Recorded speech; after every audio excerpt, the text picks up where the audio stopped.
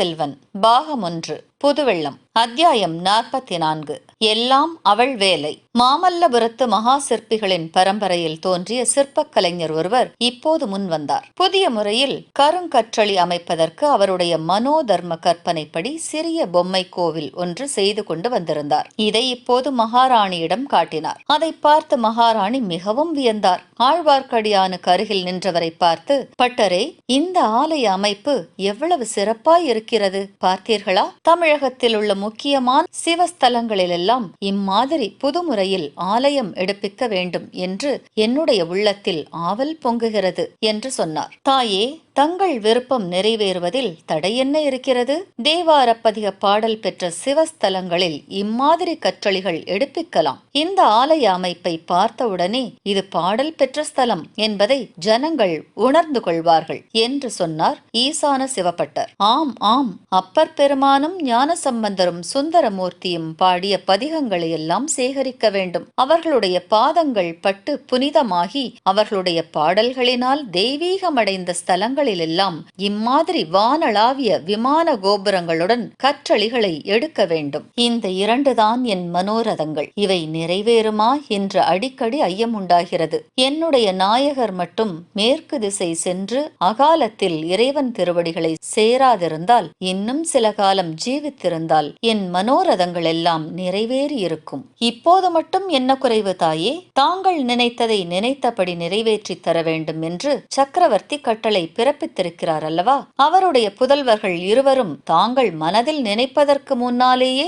தங்களுக்கு இது விருப்பமாயிருக்கும் என்று ஊகித்தறிந்து அதை நிறைவேற்ற சித்தமாயிருக்கிறார்கள். அப்படி இருக்கும்போது இருந்தாலும் என் மனதில் இப்போது அவ்வளவு உற்சாகம் இல்லை. ஏதேதோ கேள்விப்படுகிறேன். நான் செய்யும் கோவில் திருப்பணியினால் அரசாங்க பொக்கிஷம் காலியாகி விடுகிறதென்று சிலர் குறைப்படுகிறார்களாம். சிவனுக்கு இவ்வளவு ஆலயங்கள் எதற்கு என்று கேட்கிறார்களாம். மற்றவர்கள் கேட்பதை பற்றி எனக்கு கவலை இல்லை. காஞ்சியில் உள்ள இளவரசர் கூட இவ்விதம் பெரிய பிராட்டியார் சொல்லிய போது ஆழ்வார்க்கடியான் ஒரு அடி முன்னால் வந்து நின்று, தாயே, அந்த மாதிரி கேட்பவர்களில் அடியேனும் ஒருவன் என்றான். மகாராணி அவனை சற்று வியப்புடன் பார்த்தார். மற்றவர்கள் இது என்ன விபரீதம் என்ற முகபாவத்துடன் ஆழ்வார்க்கடியானை உற்று நோக்கினார்கள். ஆழ்வார்க்கடியான் மேலும் தொடர்ந்து ஆத்திரம் ததும்பிய குரலில், அன்னையே, என் வயிறு கொதிக்கிறதே.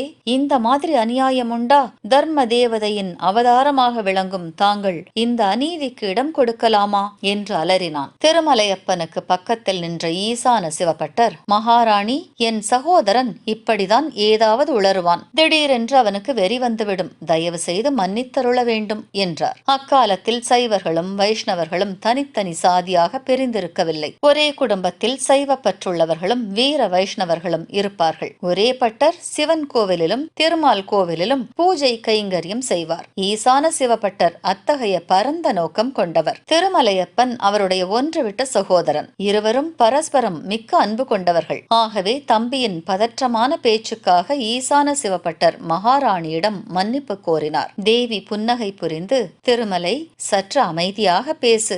இப்போது என்ன அநியாயம் நடந்துவிட்டது என்று கேட்டார். அம்மா, பேய் ஆண்டியும் கையில் கபாலம் ஏந்தி பிக்ஷை எடுத்து பிழைப்பவனும் ஆகிய சிவனுக்கு எத்தனை ஆலயங்கள், எத்தனை மாட கோவில்கள், எத்தனை கற்றளிகள்! உலகத்தை எல்லாம் காத்து ரட்சிக்கும் விஷ்ணுமூர்த்திக்கு ஒரு திருக்கோவில் கூட கிடையாதா? ஒரு பழைய கோவிலுக்கு திருப்பணியாவது செய்யக்கூடாதா என்று திருமலையப்பன் ஓலமிட்டான். அம்மா, அகில புவனமும் உய்ய ஆனந்த நடமாடும் பெருமானுக்கு அரங்கமும் அம்பலமும் சிற்சபை பொற்சபையும் மாடக்கோவிலும் மதில் சூழ்ந்த மாளிகையும் வேண்டும். ஓயாமல் தூங்குகிற திருமாலுக்கு ஒரு சிறிய இடம் போதாதா? தீபம் இல்லாத இருட்டறைதானே அவருக்கு வேண்டும். மாடக்கோவில்களும் கற்றளிகளும் எதற்கு என்றார் ஈசான சிவபட்டர். அண்ணா, ஓயாமல் தூங்கும் பெருமாள் தான் உலகளந்த பெருமாள், மகாபலியை பாதாளத்தில் அழுத்திய பெருமாள் என்றான் ஆழ்வார்க்கடியான். அப்படிப்பட்ட உலகளந்த பெருமாள் எங்கள் சிவபெருமானுடைய பாதார விந்தங்களை தரிசிப்பதற்கு தோண்டி தோண்டி பாதாளம் வரையில் சென்றும்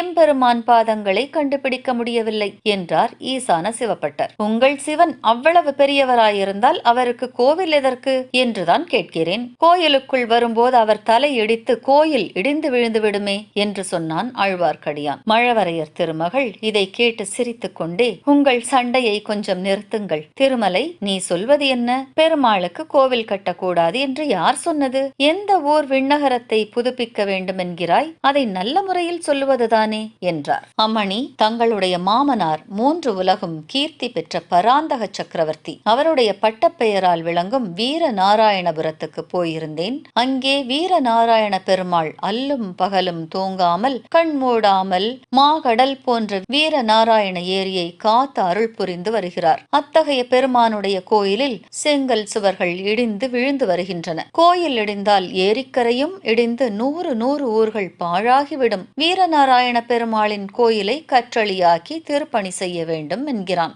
ஆகட்டும், செய்வோம். அதை பற்றி விவரமாக என்னிடம் சொல். இவர்கள் எல்லோரும் இப்போது போகட்டும் என்று சோழகுல மூதாட்டி கூறினார். அந்த குறிப்பை உணர்ந்து ஈசான சிவப்பட்டர் உட்பட அனைவரும் வெளியேறி சென்றார்கள். உடனே செம்பியன் மாதேவி குரலை தாழ்த்தி கொண்டு, திருமலை, யாத்திரையில் எங்கெங்கே போயிருந்தாய்? என்னென்ன பார்த்தாய்? என்னென்ன கேள்விப்பட்டாய்? விவரமாய் சொல்லு. ஏதோ முக்கியமான விஷயம் கொண்டு வந்திருக்கிறாய். அதனால்தான் அப்படி குறுக்கிட்டு பேசினாய் இல்லையா என்று சொன்னார். ஆம் தாயே, முக்கியமான விஷயம் பல கொண்டு வந்திருக்கிறேன். ஆயினும் தங்கள் திருவுள்ளத்தை நோக்கி காத்திருப்பேன். ஆனால் காஞ்சியில் உள்ள இளவரசரை பற்றி ஏதோ சொல்லத் தொடங்கினீர்கள். அதற்காகவே தடை செய்தேன். சற்று முன் இங்கே இருந்தவர்களில் உண்மையானவர் யார், ஒற்றர் யார் என்று யாருக்கு தெரியும்? நாட்டில் எத்தனையோ விபரீதங்கள் நிகழ்ந்து வருகின்றன. எப்போது யாரால் என்ன துரோகம் நடக்கும் என்று சொல்வதற்கில்லை என்றான் திருமலையப்பன். பெரிய பிராட்டி பெருமூச்செறிந்தார். ஒரு குடும்பத்தை சேர்ந்தவர்கள், இரத்த பாசம் உள்ளவர்கள், ஒருவரை ஒருவர் சந்தேகிக்கும்படி ஆகிவிட்டது. ஆதித்த கரிகாலன் ஒரு காலத்தில் என்னிடம் எவ்வளவு விசுவாசம் வைத்திருந்தான். சொந்த தாயை காட்டிலும் 100 மடங்கு அன்பும் மரியாதையும் கொண்டிருந்தானே, அவன் கூட வல்லவா என் பேரில் ஐயுறும்படி ஆகிவிட்டது. திருமலை, என் நாயகருடன் நானும் இந்த மண்ணுலகை விட்டு போயிருந்தால் எவ்வளவு நன்றாயிருக்கும். என்னை வரக்கூடாதென்று தடுத்து விட்டாரே. இங்கே செய்ய வேண்டிய பணிகளையும் கொடுத்து விட்டல்லவா போய்விட்டார். என்ன துர்பாகியசாலி நான் என்றார். அம்மா, தங்கள் பதி முக்காலமும் உணர்ந்த மகான். கலியுகத்தில் ஜனக மகாராஜாவை போல் இந்த சோழ சிம்மாசனத்தில் வீற்றிருந்தார். தங்களை இருக்கும்படி அவர் சொல்லிப் போனது இந்த நாடு செய்த பாக்கியம். 100 ஆண்டாக பல்கி பெருகி வரும் இந்த சோழ பேரரசு சகோதரர் சண்டையினால் நசித்து நாசமாகாமல் காப்பாற்றும் பொறுப்பு தங்களை சார்ந்தது. தங்களாலேயேதான் அது முடியக்கூடியது. எனக்கு தோன்றவில்லை. என் சொந்த மகன் நான் சொல்வதை கேட்கவில்லை என்று ஏற்பட்ட பிறகு மற்றவர்களை நான் எப்படி கட்டுப்படுத்த முடியும்? இருக்கட்டும், ஒற்றர்களை பற்றி சொன்னாயே, இங்கே யார் ஒற்றர்களை அனுப்பியிருக்க முடியும்? இளவரசன் ஆதித்த கரிகாலன் அனுப்பியிருப்பான் என்று நினைக்கிறாயா? என் பேரில் அவனுக்கு அவ்வளவு அவநம்பிக்கை வந்துவிட்டதா என்றார் சிவபக்த சிரோன்மணியான மாதரசி. என்னுடைய 2 காதினாலும் கேட்டேன் தாயே. இல்லாவிட்டால் இளவரசர் கரிகாலர் தங்கள் பேரில் ஐயப்படுவார் என்பதை நான் ஒரு நாளும் நம்பியிருக்க மாட்டேன். என்ன கேட்டாய் திருமலை? உன் காதினால் என்ன கேட்டாய்? மாமல்லபுரத்து கற்கோவில் ஒன்றின் அருகில் உட்கார்ந்து அவர்கள் பேசிக் கொண்டிருந்ததை கேட்டேன். அவர்கள் என்றால் யார்? இளவரசர் ஆதித்த கரிகாலர் 1, திருக்கோவிலூர் மலையமான் 2, பல்லவ பார்த்திவேந்திரன் 3. இவர்கள் மூவரும் பேசிக் கொண்டிருந்தார்கள். இருளடைந்த கற்கோவிலுக்குள் நான் மறைந்திருந்து கேட்டேன். மலையமானும் பார்த்திவேந்திரனும் வெகு ஆத்திரமாக பேசினார்கள். 2 பழுவேட்டரையர்களும் தங்கள் குமாரர் மதுராந்தகத்தேவரும் சேர்ந்து சதி செய்து சக்கரவர்த்தியை சிறைப்படுத்தி வைத்திருக்கிறார்களாம். அதில் தங்களுக்கும் சம்பந்தம் இருக்கத்தான் வேண்டும் என்று மலையமான் கூறினான். அதை மற்றவர்கள் ஆமோதித்தார்கள். தஞ்சாவூர் மீது படையெடுத்து சென்று சக்கரவர்த்தியை விடுவித்து கொண்டு வர வேண்டும் என்று பார்த்திபேந்திரன் சொன்னான். அதையும் மற்ற இருவரும் ஆமோதித்தார்கள். ஆனால் சக்கரவர்த்தியை சண்டையின்றி காஞ்சிபுரத்துக்கு கொண்டு வர இன்னும் ஒரு முயற்சி செய்து பார்க்க வேண்டும் என்று இளவரசர் கூறினார். அதன் பேரில் சக்கரவர்த்திக்கு ஓலை எழுதி ஒரு தூதனிடம் கொடுத்து அனுப்ப தீர்மானித்தார்கள். அந்த தூதன் யார் என்பதையும் நான் கண்டுகொண்டேன். அவன் சாதாரண தூதன் அல்ல, மகா சாமர்த்தியசாலி, வீர பராக்கிரமசாலி. தூதன் வேலையோடு ஒற்றன் வேலையையும் செய்யக்கூடியவன். அவனுடன் நான் பேச்சு கொடுத்து பார்த்தேன்.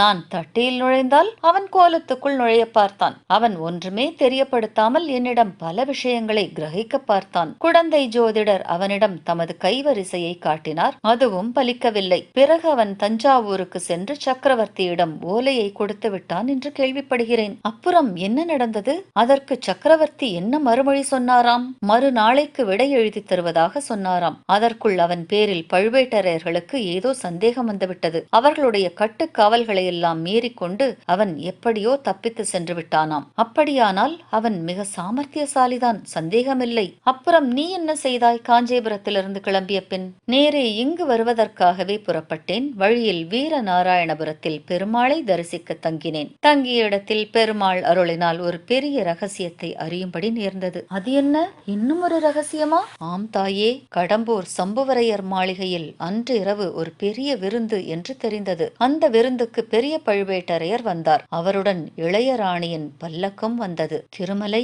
எல்லாம் அவளுடைய செயல்தான். இந்த சோழ நாட்டுக்கு இப்போது நேர்ந்திருக்கும் ஆபத்து அந்த பெண்ணால் ஏற்பட்டதுதான். அவளை நீ சந்தித்து பேச முடிந்ததா? முடியவில்லை அம்மா, முடியவில்லை. தங்கள் கட்டளையின் பேரில் அந்த பெண் பாம்பை என் சகோதரியாக பாவித்து எத்தனை வருஷம் வளர்த்தேன். எங்கெல்லாம் தேடி அலைந்து பிரபந்த பாசுரங்களை கற்றுக்கொண்டு வந்து அவளுக்கு கற்பித்தேன். அதையெல்லாம் நினைத்து பார்த்தால் என் நெஞ்சம் கொதிக்கிறது. பெரிய பழுவேட்டரையரின் ராணியான பிறகு அவள் என்னை பார்க்க கூட மறுக்கிறாள். அதற்காக வருத்தப்பட்டு என்ன பயன்? இந்த உலகத்து மனிதர்களின் காரியங்கள் இப்படிதான். நினைப்பது ஒன்றும் நடப்பது ஒன்றும் ஆக முடிகிறது. அப்புறம் கடம்பூரில் என்ன நடந்தது? பல்லக்கிலே வந்தவள் நந்தினிதான் என்று எண்ணிக்கொண்டு எப்படியாவது அவளை சந்திப்பது அல்லது ஓலை எழுதி அனுப்பியாவது எச்சரிக்கை செய்வது என்ற உத்தேசத்துடன் கடம்பூருக்கு சென்றேன். பெரும் அபாயத்துக்கு துணிந்து கடம்பூர் மாளிகையின் வெளிச்சுவர் ஏறி குதித்தேன். அப்போதுதான் அந்த அதிசயமான மர்ம ரகசியம் தெரிய வந்தது. திருமலை, உன் வழக்கமே இப்படிதான். மேலும் மேலும்